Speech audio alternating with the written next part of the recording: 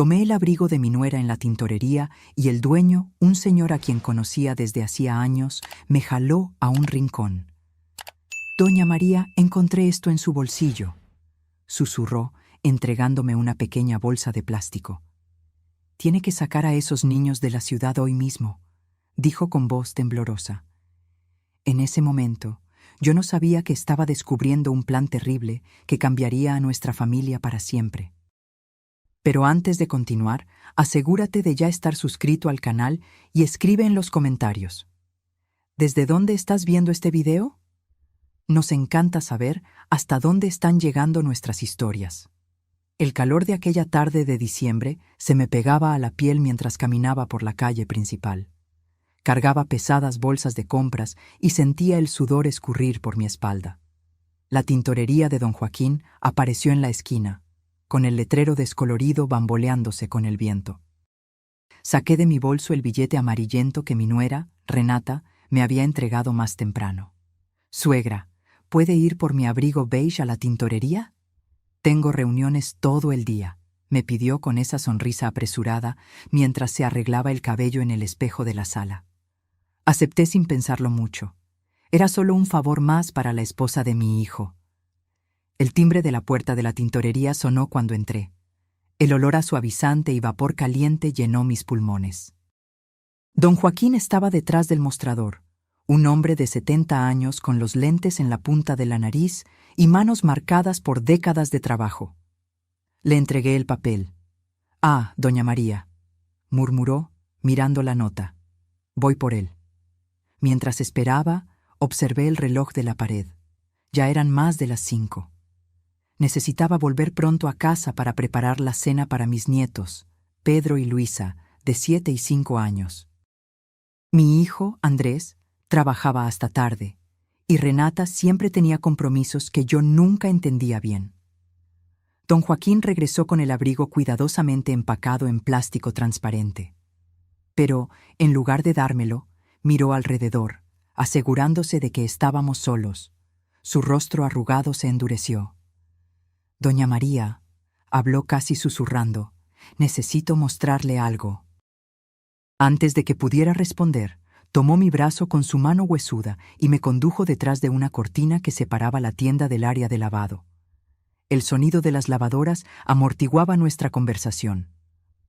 «Encontré esto cuando estaba revisando los bolsillos», dijo, sacando de un cajón una pequeña bolsa de plástico. Mi corazón se aceleró cuando vi el contenido. Era una foto de mis nietos jugando en el patio de casa. Pero lo que me heló fue la marca. Círculos rojos burdos alrededor de sus rostros, como si hubieran sido dibujados con rabia. Junto a ella había un recibo de transferencia bancaria con una suma que me hizo abrir los ojos. Eran millones. Cuando vi esto, ni lo creí, continuó don Joaquín, con la voz temblando. La conozco desde hace años. No podía simplemente devolverle el abrigo como si nada hubiera pasado. Tomé la bolsa de plástico, con las manos temblando tanto que casi la dejo caer. «Doña María, usted tiene que llevarse a los niños lejos de aquí», dijo, con los ojos llenos de miedo genuino. «No estoy bromeando. Este tipo de marca no es algo bueno. Ya he oído historias». «¿Qué significa?», pregunté, apenas logrando articular las palabras. «No puedo asegurarlo con certeza, pero esos círculos rojos, ya he visto reportajes sobre eso. Tiene que ver con trata de personas». El aire se hizo demasiado pesado para respirar. ¿Trata de personas? ¿Mis nietos? La sala pareció girar a mi alrededor. «No pierda tiempo», continuó. «Tome a los pequeños y salga de la ciudad antes del amanecer. No le cuente a nadie, ni siquiera a su hijo. No sabemos quién está involucrado». Salí de la tintorería en estado de shock, las compras ahora pesando 1 tonelada, el abrigo de Renata doblado sobre mi brazo y la bolsa de plástico quemando en mi bolsillo como fuego. La calle seguía igual. Carros pasando, gente regresando del trabajo, el sol comenzando a ponerse. Pero mi mundo se había derrumbado. Llegué a casa con el corazón martilleando. Pedro y Luisa estaban en la sala viendo caricaturas. Al verme, corrieron a abrazarme. «Abuela, ¿Trajiste chocolate?, preguntó Luisa, sus ojos grandes e inocentes brillando hacia mí. Miré esos rostros pequeños, los mismos rostros que alguien había marcado con círculos rojos. Forcé una sonrisa. Sí, mi amor. Vamos a guardar las compras y luego pueden comer. Mi celular sonó. Era un mensaje de Renata. Llegaré tarde. Reunión de emergencia. Besos. Miré el mensaje, luego la foto en la bolsa de plástico. La mujer que traté como hija durante 7 años. La mujer que decía amar a mi hijo. La mujer que dio a luz a esos 2 niños inocentes. ¿Cómo podría ser parte de algo tan terrible? Mientras preparaba la cena, mi mente trabajaba frenéticamente. No tenía coche, no tenía mucho dinero ahorrado. ¿A dónde iría con 2 niños en medio de la noche? ¿Quién me creería? Si le contaba a Andrés, él confrontaría a Renata, y si ella estaba involucrada con gente peligrosa... Serví pasta con salsa a los niños, fingiendo normalidad. Pero por dentro, cada nervio de mi cuerpo gritaba por huir. «Abuela, ¿por qué estás temblando?», preguntó Pedro, observando mis manos mientras servía el jugo. «Solo estoy cansada, mi amor». Después de la cena, mientras los niños se bañaban, llamé a mi amiga de la infancia, Concepción, que se había mudado a Tijuana hace unos años. «Necesito tu ayuda», dije, tratando de mantener la voz tranquila. «Es una emergencia. ¿Puedo quedarme en tu casa por unos días? ¿Con mis nietos?». Concepción no hizo muchas preguntas, solo dijo que sí. Las amistades de 50 años tienen ese privilegio, confianza sin cuestionamientos. Entonces llamé a un taxi, pidiendo que me recogiera a las 4 de la mañana. A medianoche, con los niños dormidos, comencé a hacer una pequeña maleta. Algo de ropa, cepillos de dientes, las medicinas para la alergia de Pedro, la muñeca favorita de Luisa. Mi cerebro parecía entumecido, funcionando en automático.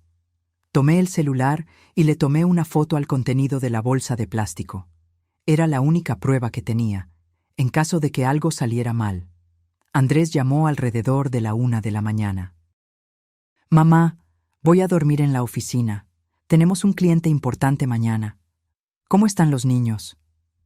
Mordí mi labio para no llorar. Mi hijo, siempre trabajando, siempre confiando en que Renata y yo nos encargaríamos de todo. Completamente inconsciente del peligro. «Están bien, hijo. Durmiendo. ¿Y Renata ya llegó?». «No, mandó un mensaje diciendo que tardará». Hubo un silencio del otro lado de la línea. «De nuevo», dijo, y pude sentir su frustración. Esas reuniones de ella están siendo cada vez más frecuentes. Después de colgar, me senté en la orilla de la cama, mirando a los niños dormidos. En la oscuridad, solo podía ver los contornos de sus pequeños cuerpos bajo las cobijas. Tan vulnerables, tan confiados de que los adultos a su alrededor los mantendrían seguros. Faltando 15 minutos para las 4, los desperté suavemente. «Vamos a hacer un viaje sorpresa, mis amores», susurré, ayudándolos a ponerse abrigos sobre los pijamas. «¿Ahora, abuela?», preguntó Pedro, tallándose los ojos. «Es de noche». «Sí, querido, es una aventura especial. Vamos a visitar a tía Concepción en Tijuana». «¿Y mamá?», preguntó Luisa, su voz adormilada. Ella sabe que vamos, nos alcanzará después». Otra mentira. ¿Cuántas más tendría que decir? El taxi llegó puntualmente. Puse a los niños en el asiento trasero, abroché los cinturones, puse la maleta en la cajuela. Cuando estábamos a punto de salir, vi las luces del coche de Renata doblando la esquina. «Vámonos, rápido», le dije al conductor. Mientras el taxi aceleraba por la calle oscura, miré hacia atrás. El coche de Renata se estaba estacionando frente a la casa. Ella saldría, encontraría la casa vacía, y entonces, ¿qué haría? ¿Llamaría a la policía? ¿A Andrés? ¿O a sus cómplices misteriosos? La carretera a Tijuana nunca pareció tan larga. Luisa volvió a dormirse en mi regazo, pero Pedro permaneció despierto, mirando por la ventana las luces de las carreteras y los camiones que pasaban. «Abuela», dijo en voz baja, «estamos huyendo, ¿verdad?». Lo miré, sorprendida. Los niños se dan cuenta de más de lo que imaginamos. ¿Por qué dices eso, mi amor? Porque tienes miedo, se te ve en los ojos. Lo abracé más fuerte. Solo vamos a visitar a tía Concepción.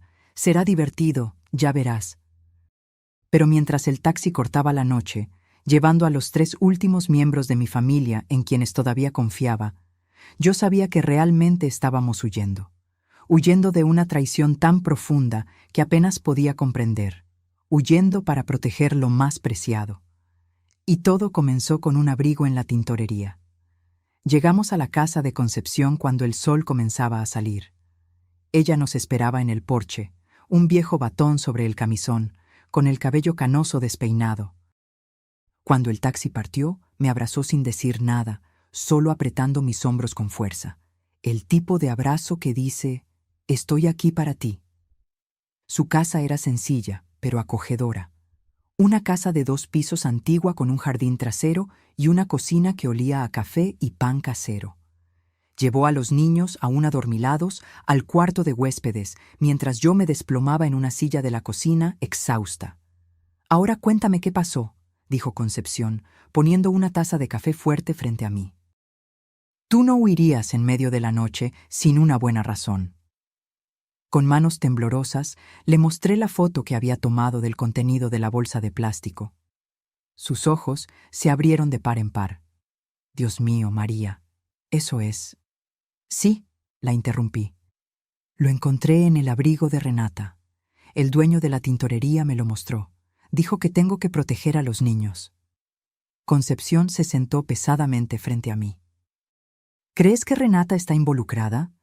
Tal vez alguien lo puso en su abrigo sin que ella supiera». Negué con la cabeza. «Hay una transferencia de millones. Y ella ha estado extraña, saliendo mucho, recibiendo llamadas misteriosas, siempre con excusas de reuniones». Mi celular vibró. Era una llamada de Andrés. Miré a Concepción en pánico. «Contesta», dijo ella. «Actúa normal. No digas dónde estás». Respiré hondo y contesté. «Mamá». La voz de Andrés estaba cargada de desesperación. «¿Dónde están? Llegué a casa y no hay nadie. Renata dice que desapareciste con los niños». «Andrés, cálmate», dije, tratando de mantener la voz firme. «Los niños están bien, estamos a salvo». «¿A salvo? ¿De qué estás hablando? Renata está desesperada. Ya llamó a la policía». Mi corazón se hundió. La policía. Claro que ella involucraría a las autoridades rápidamente. Una abuela secuestró a sus nietos. La historia perfecta para pintarme como villana. «Andrés, por favor, escúchame». «Descubrí algo terrible. No puedo explicarlo por teléfono. Ustedes están siendo monitoreados». «Mamá, me estás asustando. ¿Qué historia es esa? Renata cree que tuviste algún episodio». La insinuación era clara. Mi nuera estaba sugiriendo que había tenido un colapso mental. La rabia subió por mi pecho. «Hijo, estoy perfectamente lúcida. Necesito que vengas solo a encontrarme, sin que Renata lo sepa. Es sobre los niños, es serio». Hubo un largo silencio. «¿Dónde estás?», finalmente preguntó, la voz más baja. «No puedo decirlo por teléfono. Te voy a mandar un mensaje con la dirección de un lugar público para encontrarnos. Ven solo, Andrés. La vida de tus hijos depende de eso». Colgué, temblando. Concepción apretó mi mano. «¿De verdad crees que los teléfonos están intervenidos?» «No sé, pero no puedo arriesgarme. Si Renata está involucrada con gente peligrosa». Pedro apareció en la puerta de la cocina, tallándose los ojos. «Abuela, tengo hambre». Forcé una sonrisa. «Vamos a hacer un desayuno muy rico, cariño».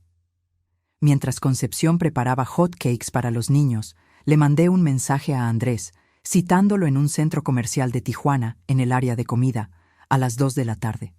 El resto de la mañana pasó borroso.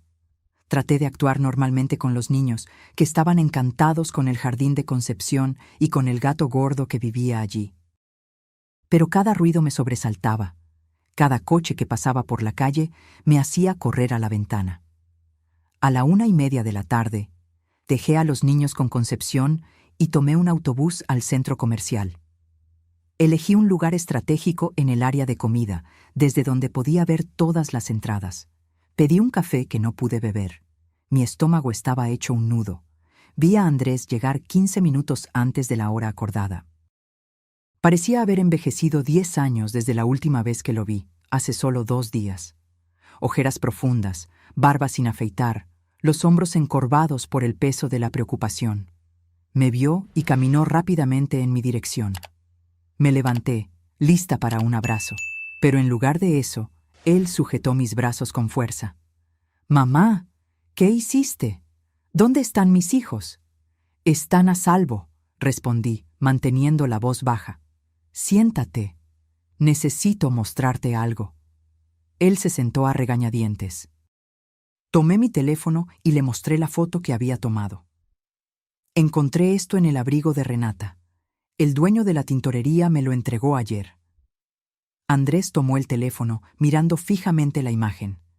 Vi su rostro cambiar, de la rabia a la confusión, luego a una expresión que no pude interpretar. «¿Qué son esos círculos?», preguntó, la voz casi inaudible. Según don Joaquín, es una marca usada por traficantes de personas. Andrés, creo que Renata está planeando vender a los niños. Él negó con la cabeza vehementemente. «No, no, eso es absurdo. Debe haber alguna explicación. Renata jamás. Ella ama a sus hijos».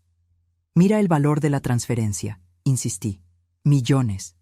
¿Y cuánto tiempo lleva actuando extraño? ¿Reuniones hasta tarde? ¿Viajes de negocios? ¿Siempre al teléfono con personas que no conoces?» Vi la duda crecer en sus ojos. Andrés trabajaba tanto, confiaba tan ciegamente, que nunca cuestionaba las ausencias cada vez más frecuentes de su esposa.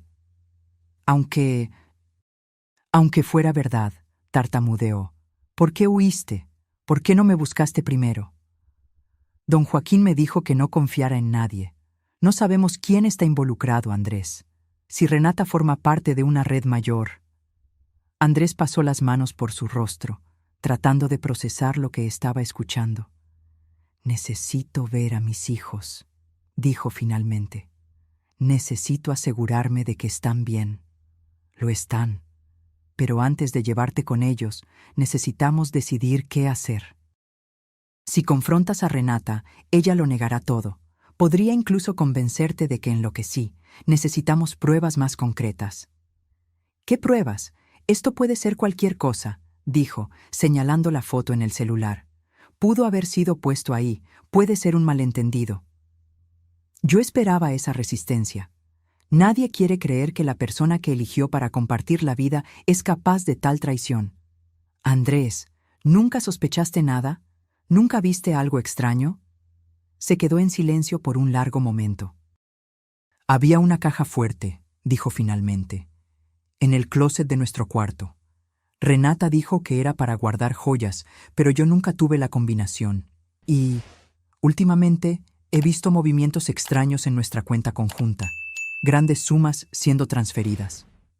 Mi corazón se aceleró.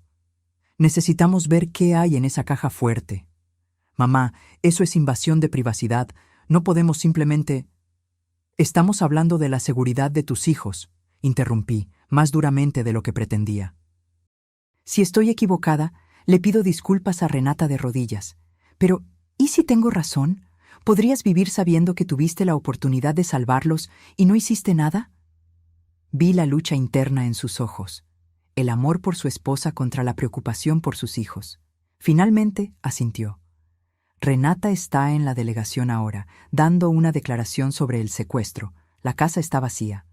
Entonces vamos. Ahora». Salimos del centro comercial y tomamos un taxi.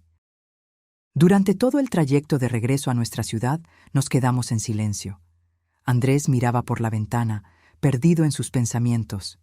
Yo rezaba silenciosamente por estar equivocada, porque hubiera una explicación inocente para todo. Pero en el fondo, yo sabía. Aquellos círculos rojos eran una sentencia de muerte para mis nietos, y yo haría cualquier cosa para salvarlos. El taxi nos dejó a 2 cuadras de la casa de Andrés, por precaución. Caminamos rápidamente por las calles familiares que ahora parecían cargadas de amenazas invisibles. La casa de 2 pisos donde mi hijo había construido su familia apareció frente a nosotros, silenciosa como una tumba. Andrés abrió la puerta con manos temblorosas. El interior estaba exactamente como yo lo había dejado la noche anterior. Los juguetes de Pedro esparcidos por la alfombra, los libros de colorear de Luisa sobre la mesa de centro. Había una extraña quietud, como si la casa supiera que estábamos a punto de exponer sus secretos. «La caja fuerte está en nuestro closet», dijo Andrés, subiendo las escaleras. Lo seguí hasta el cuarto principal. La cama king size estaba desordenada, probablemente por la desesperación de Renata al descubrir nuestra desaparición. El closet era espacioso, con la ropa cara de Renata colgada en orden meticuloso de un lado y los trajes sencillos de Andrés del otro. En el fondo, escondida detrás de una fila de zapatos, estaba una caja fuerte de pared. «¿Nunca intentaste abrirla?», pregunté. Andrés negó con la cabeza. Renata siempre fue muy reservada sobre algunas cosas. Yo lo respetaba. Miré la caja fuerte, el candado digital que parpadeaba, esperando la combinación. ¿Tenemos alguna idea del código? Andrés suspiró, pensativo. Ella usa la misma contraseña para casi todo. La fecha de nuestra boda. Digitó 6 números. La caja fuerte no abrió. ¿Tal vez la fecha de nacimiento de los niños? Más intentos, sin éxito. Miré alrededor, buscando alguna pista. Sobre el tocador de Renata había un portarretratos con una foto de ella con un hombre que no era Andrés. Sonreían, demasiado cercanos para ser solo amigos. «¿Quién es este?», pregunté, mostrando la foto. Andrés frunció el ceño. «Ricardo, un colega de trabajo de ella. ¿Por qué?». Tomé el portarretratos y lo volteé. Había una fecha escrita a mano en el reverso. 12/08/18. «Intenta esta fecha», sugerí, entregándole la foto a Andrés. Sus ojos se abrieron al ver la anotación. Con dedos vacilantes, digitó 120818. Un clic metálico. La caja fuerte se abrió. Dentro había varias pilas de dinero en diferentes divisas, pasaportes. No solo para Renata, sino también para Pedro y Luisa, con nombres falsos. Un sobre contenía 3 boletos de avión para el extranjero, solo para Renata y los niños. El nombre de Andrés no estaba por ningún lado. Pero lo que me hizo congelar fue una carpeta. Andrés la abrió y allí estaban más fotos de Pedro y Luisa. En todas había aquellos círculos rojos alrededor de sus rostros, y junto a ellas un documento que parecía un contrato, con valores exorbitantes y términos que me revolvían el estómago. «Dios mío», Andrés susurró, cayendo de rodillas. Ella iba a venderlos. Toqué su hombro, sin palabras para consolarlo. ¿Cómo consolar a un hijo que acababa de descubrir que la madre de sus hijos planeaba venderlos? De repente, oímos el ruido de un coche estacionándose frente a la casa. Corrimos a la ventana. Era Renata, saliendo de un coche que no reconocimos.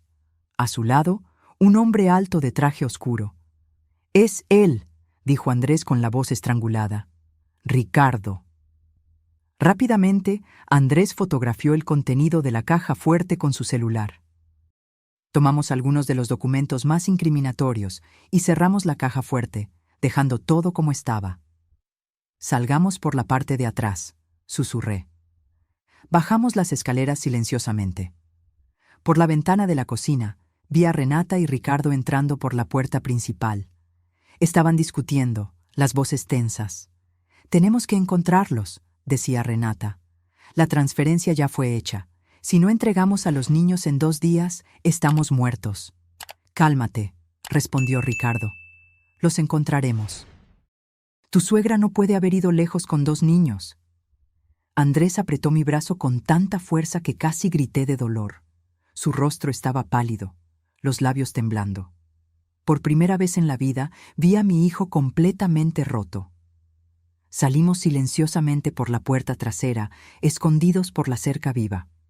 Caminamos rápidamente hasta llegar a una avenida concurrida donde tomamos un taxi de vuelta a Tijuana. En el camino, Andrés permaneció en silencio, mirando las fotos en su celular como si todavía no pudiera creerlo. Finalmente, habló. Necesitamos ir a la policía. No podemos simplemente entrar en cualquier delegación, argumenté. Si Renata forma parte de una red mayor, no sabemos quién puede estar involucrado. Necesitamos a alguien en quien podamos confiar. Andrés asintió, pasando las manos por su rostro.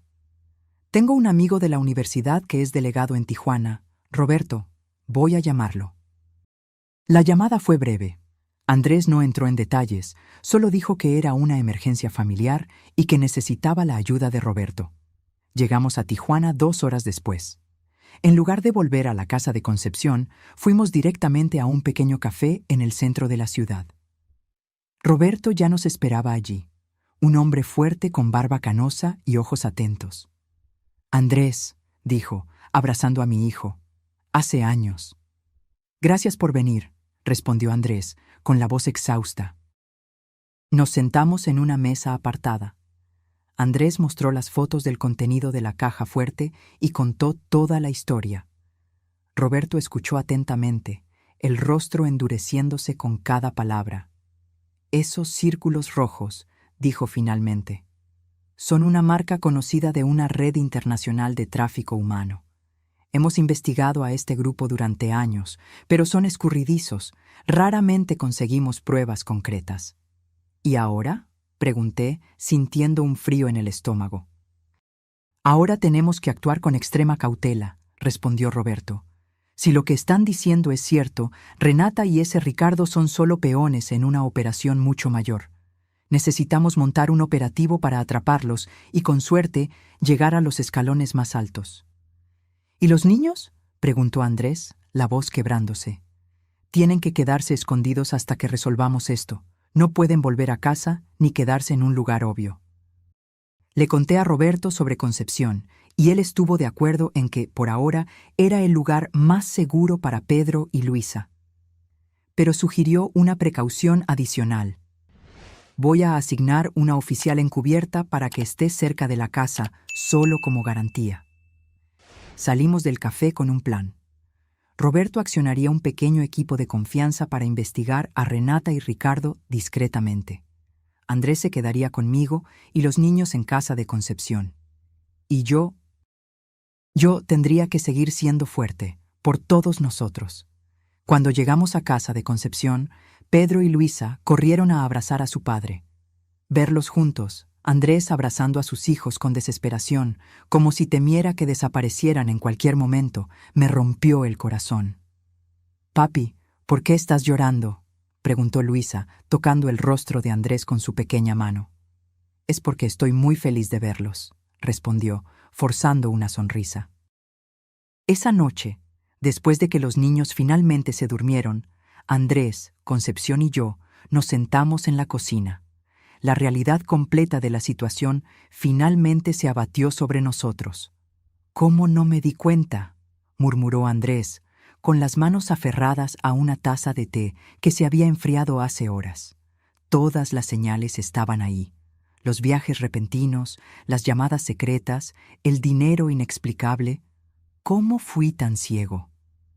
«Tú la amabas», respondí simplemente. «El amor a veces nos ciega». Concepción puso más agua a hervir. «Lo importante es que ustedes lo descubrieron a tiempo», dijo. «Ahora necesitan ser fuertes por los niños».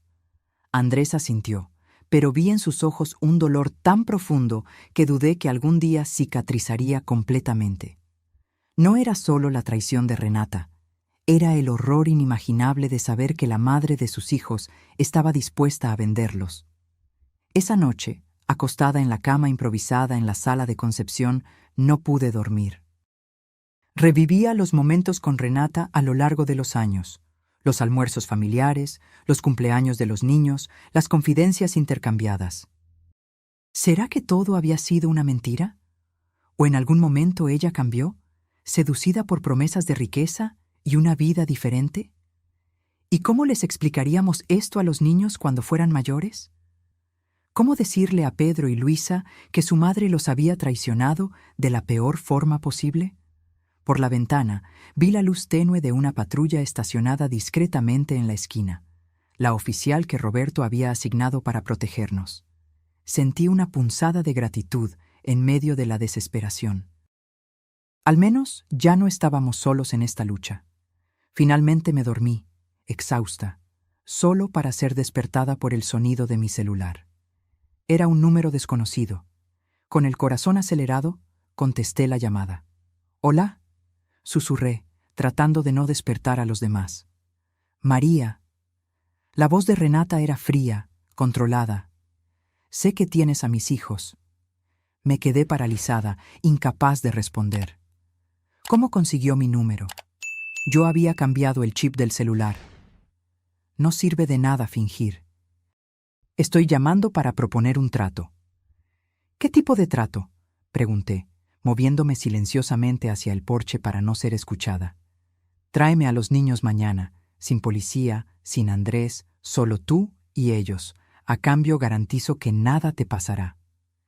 Sentí mi sangre helarse. ¿Y si no acepto? Hubo una breve pausa. Entonces no puedo garantizar la seguridad de nadie, ni la tuya, ni la de Andrés, ni siquiera la de los niños. Hay gente muy poderosa involucrada en esto, María. Gente que no tolera interferencia. Traté de mantener la voz firme. ¿Cómo sé que no nos matarás tan pronto como te entregue a los niños? Renata rió, un sonido vacío que me erizó la piel. ¿De verdad crees que quiero matar a mis propios hijos? Son demasiado valiosos para eso. Valiosos como mercancía, respondí amargamente. Negocios son negocios, María. Tengo una deuda que pagar, y esta es la única forma. Plaza Central de Tijuana, mañana al mediodía. Ven sola con Pedro y Luisa. La llamada fue terminada. Me quedé allí, temblando en el porche oscuro. La oficial en la patrulla debió notar mi silueta, pues encendió brevemente el faro, como una señal silenciosa de que estaba vigilante. Volví adentro y desperté a Andrés. Él escuchó mi relato de la llamada con el rostro pálido. «Voy a llamar a Roberto inmediatamente», dijo. Roberto apareció en casa de Concepción menos de una hora después, acompañado de otros 2 policías encubiertos. Nos sentamos todos en la cocina mientras los niños dormían, inconscientes del peligro que se cernía sobre nosotros. «Esto puede ser bueno», dijo Roberto pensativo. «Podemos usar este encuentro para atraparlos». «Es demasiado arriesgado», protesté. «¿Y si algo sale mal? ¿Y si los niños se lastiman?» «No llevaremos a los niños de verdad», explicó Roberto. «Haremos una trampa. Usted irá al lugar acordado, pero con agentes disfrazados en lugar de los niños. Tendremos equipos posicionados por toda la plaza». Andrés pasó las manos por su cabello, nervioso. ¿Y si se dan cuenta? Por eso necesitamos ser extremadamente cuidadosos en la planificación, dijo Roberto. Necesitamos hacerlo parecer lo suficientemente convincente para que se acerquen, pero garantizar su seguridad. Discutimos los detalles hasta el amanecer. El plan era arriesgado, pero era nuestra mejor oportunidad de capturar a Renata y sus cómplices. Yo sería el cebo, fingiendo haber traído a los niños según lo exigido. Cuando el sol finalmente salió, yo estaba exhausta, pero determinada. Mientras Roberto y sus colegas salían para organizar la operación, fui a ver a Pedro y Luisa, que comenzaban a despertar. «Buenos días, abuela», murmuró Pedro adormilado. «¿Vamos a volver a casa hoy?» Me senté en la orilla de la cama y acaricié su cabello. «Todavía no, cariño. Nos quedaremos unos días más con tía Concepción».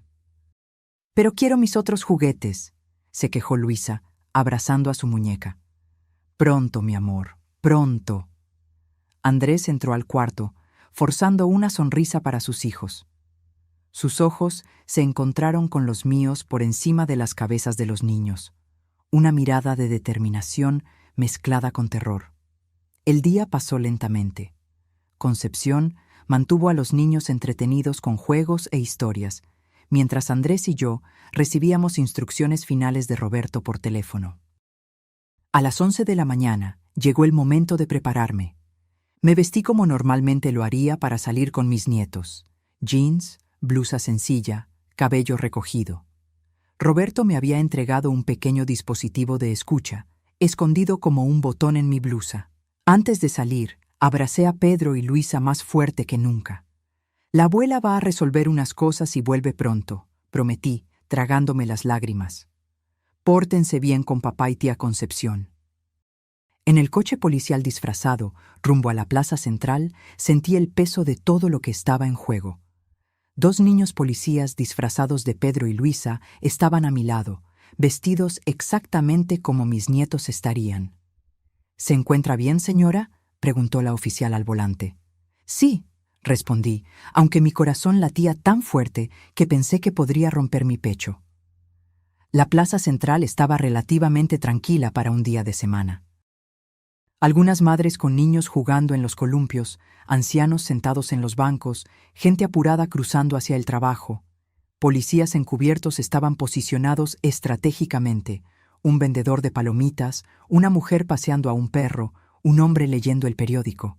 Me senté en un banco en el centro de la plaza, los 2 niños a mi lado. Faltaban 5 minutos para el mediodía. Todo está bien, susurré para mí misma. Va a salir bien.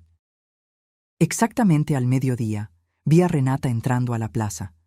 Estaba elegante como siempre, cabello perfectamente arreglado, lentes oscuros cubriendo sus ojos.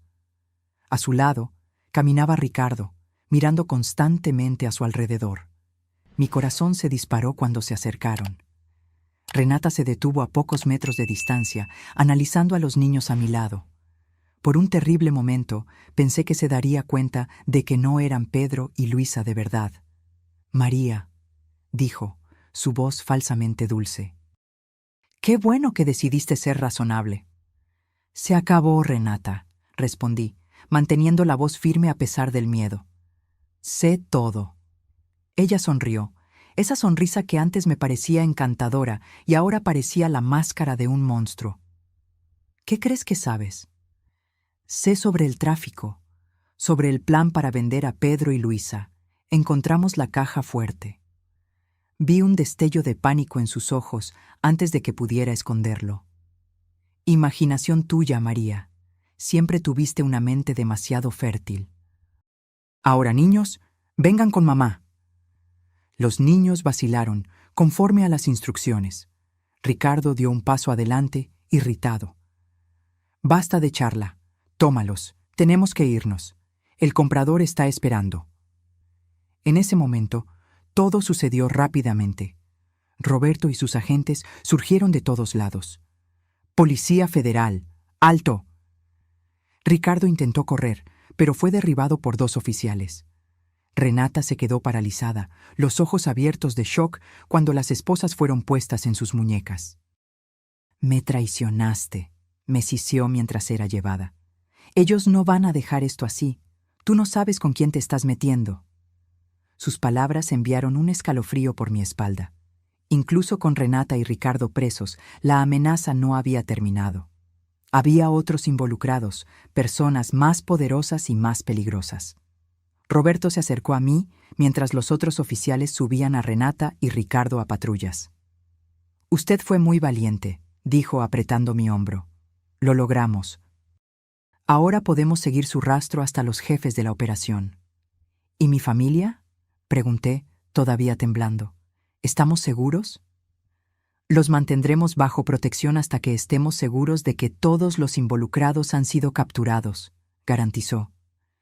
Pero ustedes no pueden volver a casa todavía. Voy a conseguir un lugar seguro. En la delegación me reuní con Andrés. Me abrazó con fuerza, lágrimas corriendo por su rostro. Se acabó, mamá, dijo. Salvaste a mis hijos. Pero mientras esperábamos para dar nuestras declaraciones, viendo a Renata y Ricardo siendo interrogados en salas separadas, yo sabía que no había terminado. Era solo el comienzo de una larga lucha por la justicia y, más importante, por la seguridad y el futuro de Pedro y Luisa. Pasaron 3 meses desde aquel día en la plaza. Estamos viviendo temporalmente en una casa de seguridad proporcionada por el Programa de Protección a Testigos, en una pequeña ciudad del interior de Jalisco, sustitución para Santa Catarina. Pedro y Luisa fueron inscritos en una escuela local bajo nombres diferentes, y Andrés consiguió un trabajo remoto para sostener a la familia. Las investigaciones continúan. A través de Renata y Ricardo, la policía logró desentrañar una parte significativa de la red de tráfico que operaba no solo en México, sino en varios países de Latinoamérica. Varios sospechosos fueron arrestados, incluyendo un empresario influyente que financiaba la operación. Renata se niega a cooperar plenamente. Las 2 veces en que fui llamada para confrontarla, me miró con un odio tan intenso que sentí como si pudiera quemar mi piel. Ella alega haber sido forzada a participar en el esquema a causa de deudas, pero las evidencias muestran años de participación consciente. Ricardo, por otro lado, se quebró bajo la presión y está delatando a todos los involucrados a cambio de reducción de pena. Fue a través de él que descubrimos la verdadera extensión del horror. Decenas de niños ya habían sido traficados por el grupo, vendidos para adopciones ilegales o destinos aún más sombríos. Andrés está destrozado. En los primeros días después de las detenciones, apenas podía levantarse de la cama. ¿Cómo seguir viviendo cuando la persona que amabas, la madre de tus hijos, resultó ser un monstruo? Poco a poco, sin embargo, está encontrando fuerzas para seguir adelante, principalmente por Pedro y Luisa. Los niños aún no saben toda la verdad. ¿Cómo explicarle a niños tan pequeños que su madre planeaba venderlos? Por ahora, solo les dijimos que Renata hizo algo malo y tuvo que irse. Preguntan por ella ocasionalmente, especialmente Luisa, que aún llora por las noches llamando a su mamá. ¿Cuándo va a volver mamá?, me preguntó ayer mientras la acostaba. No sé, mi amor, respondí sinceramente, acariciando su cabello. Pero la abuela y papá están aquí y te amamos más que a nada en el mundo. Hoy es domingo y estamos tratando de establecer nuevas rutinas, crear una nueva normalidad. Andrés está en el patio con Pedro, enseñándole a andar en bicicleta sin rueditas. Luisa está a mi lado en la cocina, ayudando a hacer un pastel de chocolate, lo que significa principalmente lamer la cuchara de masa cruda. Miro a mi nieta, la mancha de chocolate en su mejilla, sus dedos pequeños amasando la masa, y siento una ola abrumadora de amor y protección. Pienso en lo que podría haber pasado si yo no hubiera ido a la tintorería ese día, si don Joaquín no hubiera notado el contenido sospechoso en el abrigo de Renata. A veces, el destino trabaja a través de los detalles más pequeños. Un abrigo olvidado, una tintorería antigua, un hombre honesto que se negó a quedarse callado. Pequeñas decisiones que cambiaron todo. El fiscal del caso nos dijo que Renata y Ricardo probablemente recibirán penas severas. Las evidencias son abrumadoras, y el caso ganó notoriedad nacional, aumentando la presión por justicia. Pero también nos alertó que el juicio será difícil, especialmente para Andrés, que tendrá que enfrentar públicamente la traición de su esposa. Roberto, el delegado amigo de Andrés, continúa visitándonos regularmente, tanto profesionalmente como para darnos apoyo. Fue él quien me dijo algo que no puedo olvidar. Doña María, usted hizo lo que muchos no habrían tenido el valor de hacer: enfrentar una verdad horrible cuando habría sido más fácil ignorarla. No me siento valiente. Solo hice lo que cualquier abuela haría para proteger a sus nietos. Pero aprendí que a veces el coraje no es un gran gesto heroico, sino una serie de pequeños pasos difíciles tomados cuando todo lo que quieres es huir. Hoy por la noche, cuando Andrés y yo nos sentamos en el porche después de que los niños se durmieron, mirando las estrellas que parecen tan brillantes en esta pequeña ciudad, él tomó mi mano. Gracias, mamá, dijo simplemente, por haber salvado a mis hijos cuando yo estaba demasiado ciego para ver el peligro. Apreté su mano. Somos una familia. Nos protegemos unos a otros. No sabemos lo que el futuro nos depara. No sabemos cuánto tiempo tendremos que vivir en este limbo, lejos de nuestra casa, de nuestros amigos, de nuestra vida anterior. No sabemos cómo reaccionarán los niños cuando sean lo suficientemente mayores para entender toda la verdad. Pero sé que, no importa cuán oscura sea la noche, el sol siempre vuelve a salir. Y mientras estemos juntos, Andrés, Pedro, Luisa y yo, encontraremos nuestro camino de vuelta a la luz. Esta mañana, mientras arreglaba la cómoda prestada en el cuarto temporal, encontré el billete amarillento de la tintorería, todavía en el bolsillo de la blusa que usaba aquel día fatídico. Un simple pedazo de papel que cambió nuestras vidas para siempre.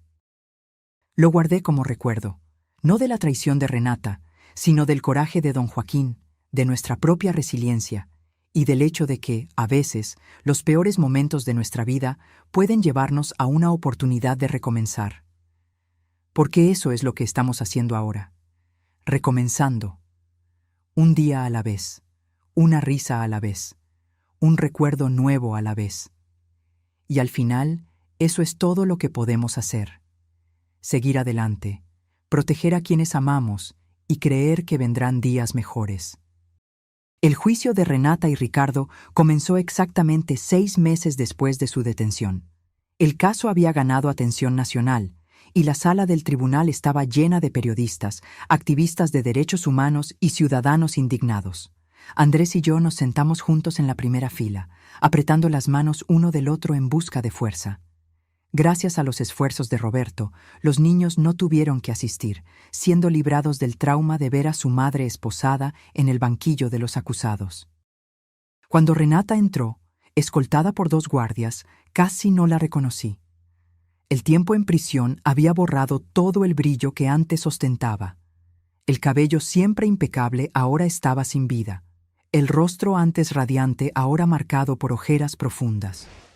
Pero sus ojos, cuando me encontraron, todavía ardían con ese mismo odio. El fiscal presentó el caso con precisión implacable, exponiendo cada detalle horrible del esquema. Las fotos de mis nietos con los círculos rojos fueron proyectadas en una pantalla grande, haciendo que toda la sala jadeara de horror. Los estados de cuenta bancarios mostrando las transferencias millonarias, los boletos comprados, los pasaportes falsos. Y luego vinieron los testimonios. Ricardo, buscando reducción de pena, confesó todo, implicando a Renata por completo. Describió cómo ella había sido reclutada inicialmente como lavadora de dinero para la organización, pero pronto se dio cuenta de que podía lucrar mucho más ofreciendo a sus propios hijos. Ella decía que era perfecto, testificó, evitando mirar a Renata. Nadie sospecharía de una madre. Cuando llegó mi turno de testificar, sentí como si estuviera cargando el peso del mundo en mis hombros. Conté sobre el abrigo, sobre los descubrimientos en la tintorería, sobre nuestra huida desesperada para proteger a los niños. Mi voz falló varias veces, pero logré terminar. Renata optó por no testificar, siguiendo el consejo de su abogado. Pero durante el argumento final de la acusación, se volteó y me miró directamente a mí y a Andrés. Sus labios formaron palabras silenciosas que parecieron ser: «Esto no ha terminado». Después de 3 semanas de juicio, el veredicto fue anunciado. Culpables de todos los cargos. La sentencia: 30 años para cada uno, sin posibilidad de libertad condicional por los primeros 20. Mientras salíamos del tribunal por última vez, Andrés se detuvo y respiró hondo. «Se acabó», dijo. Pero las palabras de Renata seguían resonando en mi mente. Esto no ha terminado. Una semana después del juicio, recibimos la noticia de que finalmente podíamos dejar el programa de protección a testigos. Con los principales miembros de la red presos y el caso cerrado, el peligro inmediato había pasado. Era hora de reconstruir nuestras vidas. Andrés decidió que necesitábamos un comienzo completamente nuevo. Vendió la casa donde había vivido con Renata y compró una pequeña casa de campo en las afueras de Blumenau. La reemplazaremos por Guadalajara, una ciudad tranquila donde nadie nos conocía, donde no seríamos la familia de aquel caso terrible de tráfico. La mudanza sucedió rápidamente. En un mes, estábamos instalados en nuestro nuevo hogar. La casa no era grande, pero tenía un patio espacioso donde Pedro podía jugar a la pelota y Luisa podía jugar con sus muñecas. Había un pequeño huerto en la parte trasera, con manzanos y duraznos que prometían fruta en la próxima estación. Andrés encontró trabajo en una empresa local y yo comencé a ayudar en la escuela de mis nietos, trabajando como auxiliar en la biblioteca. Lentamente, comenzamos a conocer a nuestros vecinos, hacer nuevos amigos, establecer nuevas rutinas. Los niños se adaptaron con la sorprendente resiliencia de la juventud. Pedro entró al equipo de fútbol de la escuela y pronto estaba parloteando sobre nuevos amigos. Luisa, siempre más reservada, tardó un poco más, pero eventualmente se encariñó con la maestra y comenzó a traer dibujos coloridos a casa todos los días. Todavía preguntaban por su madre ocasionalmente, pero con menos frecuencia. Una noche, cuando Andrés estaba acostando a Pedro, el niño preguntó directamente: «Papi, mamá hizo algo muy malo, ¿verdad?».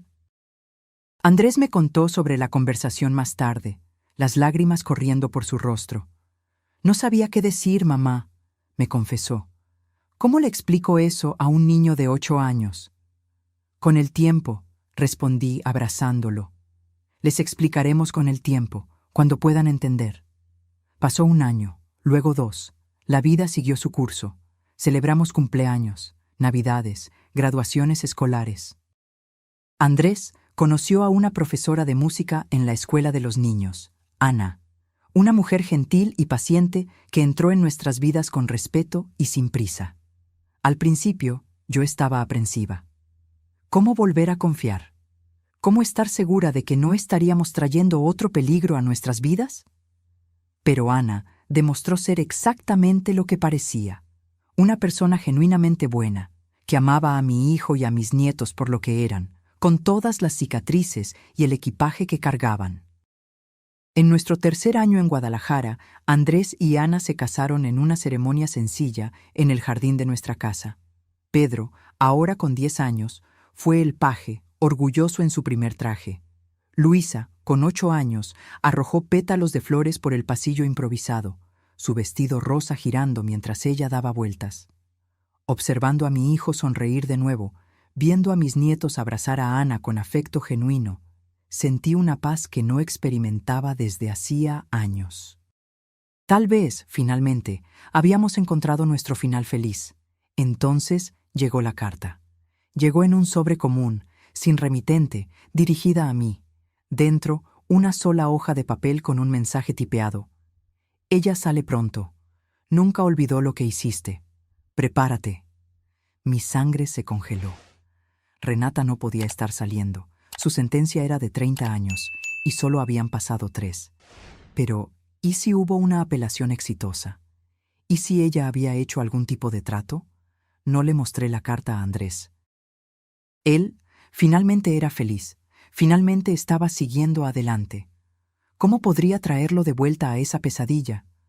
En su lugar, llamé a Roberto, que había permanecido en contacto a lo largo de los años. «No es posible», me garantizó después de escuchar sobre la carta. «Renata sigue cumpliendo su sentencia en seguridad máxima. Esto es probablemente solo un intento de asustarlos». «¿Pero cómo alguien encontró nuestra dirección?», pregunté, el miedo evidente en mi voz. «Tuvimos tanto cuidado». «Voy a investigar», prometió. «Mientras tanto, aumenten la seguridad. Instalen cámaras, alarmas y manténgame informado si reciben cualquier otra cosa». En los días siguientes, vivimos en constante estado de alerta. Andrés notó mi preocupación e insistió hasta que le mostré la carta. Su rostro palideció e inmediatamente comenzó a tomar medidas.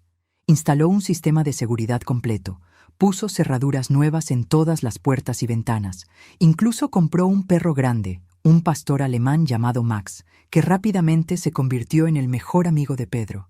Pasaron 2 semanas más sin ningún incidente.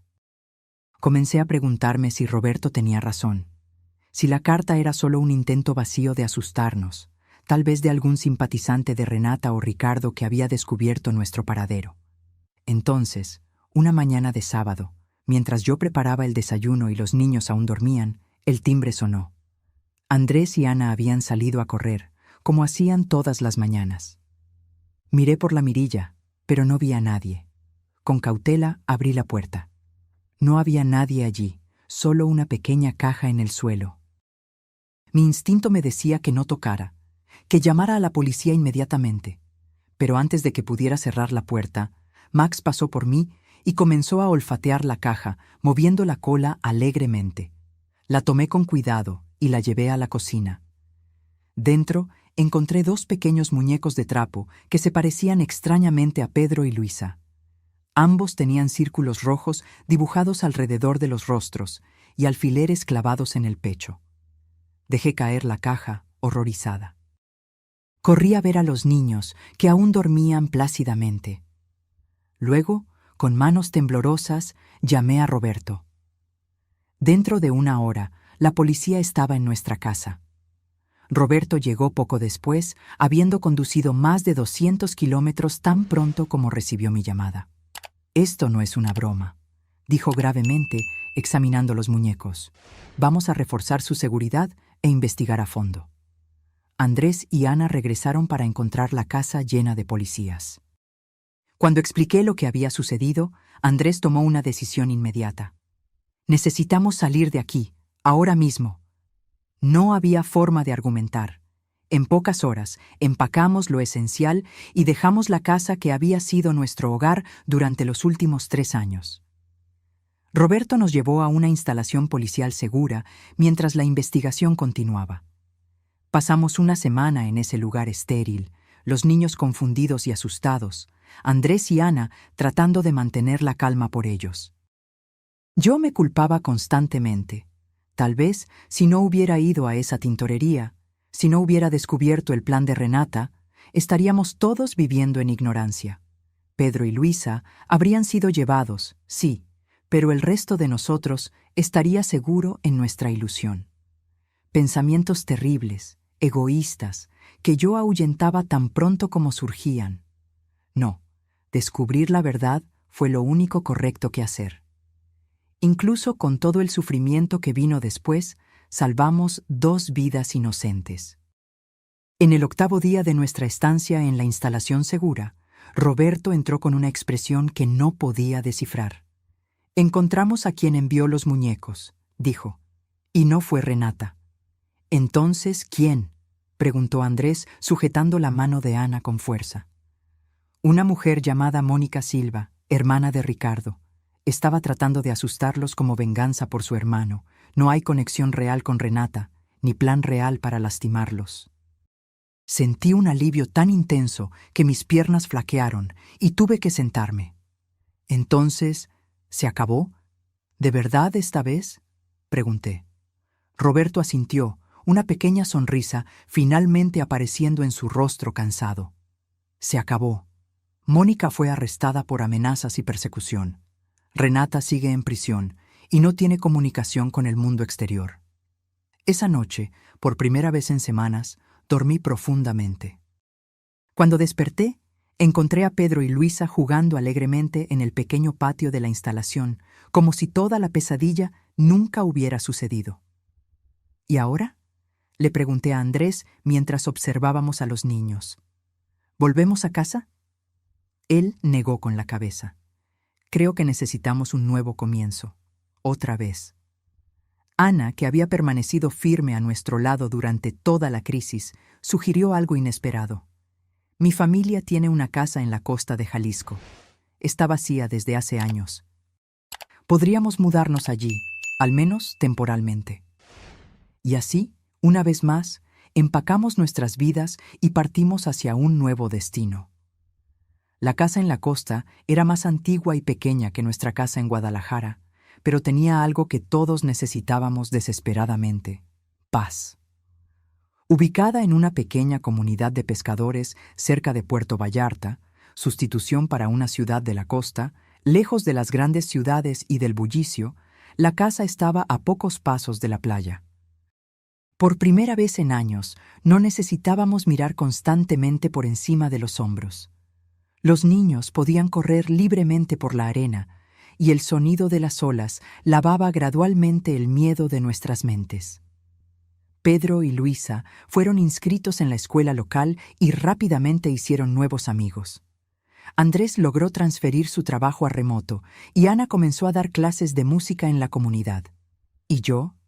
Yo finalmente tuve tiempo para respirar, para procesar todo lo que habíamos pasado.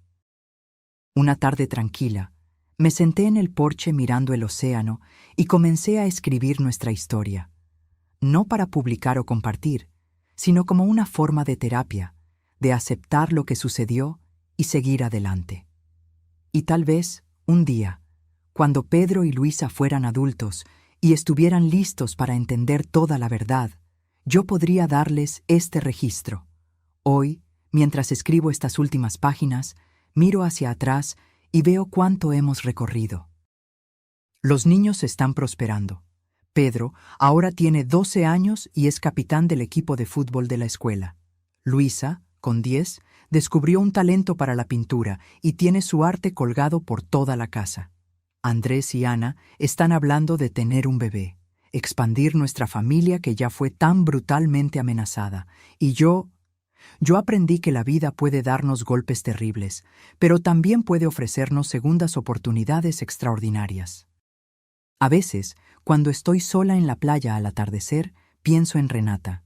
Pienso en la mujer que conocí, que amé como una hija, y la mujer que ella reveló ser.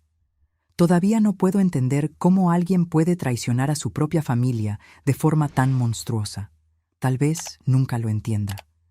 Pero no permito que esos pensamientos dominen mi mente por mucho tiempo. En su lugar, dirijo mi mirada hacia nuestra casa iluminada a la distancia, donde sé que mi familia está esperando. Una familia que, a pesar de todo lo que enfrentó, encontró su camino de vuelta a la felicidad, y todo comenzó con un abrigo en la tintorería.